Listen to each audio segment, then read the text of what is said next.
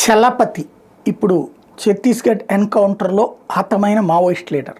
వాస్తవంగా ఇతను అనారోగ్యం కారణంగా రెండు కర్రలతో నడుస్తూ ఉండేటువంటి, బట్ అడవుల్లోనే ఉంటారు.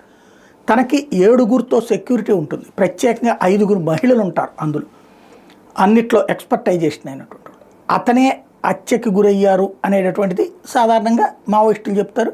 ఎన్కౌంటర్లో పోరాడతా చనిపోయారు అన్నటువంటిది వీరత్వంగా చెప్తారు. అదే సందర్భంలో కాల్చి చంపారు అని చెప్తుంటారు. పోలీసులు ఎన్కౌంటర్లో చంపామని చెప్తారు. ఓవరాల్గా చూస్తే చలపతి చరిత్ర చూస్తే అలిపిరిలో చంద్రబాబు గారికి స్కెచ్ చేసింది ఇతనే.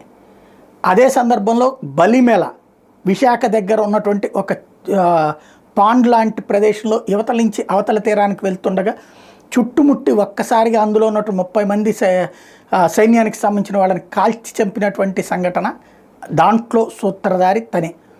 అట్లాగే ఆ మధ్యన విశాఖలో తెలుగుదేశం పార్టీ ఎమ్మెల్యే హత్యకి గురైనటువంటి సంఘటనలో ఆయనే సూత్రధారి అన్నటువంటి అట్లాంటి చలపతి ఇప్పుడు హత్యకి గురయ్యారు అని చెప్పి నక్సల్స్ లేదు, ఎన్కౌంటర్లో కాల్చాము అన్నటువంటిది పోలీసులు చెప్తున్నారు.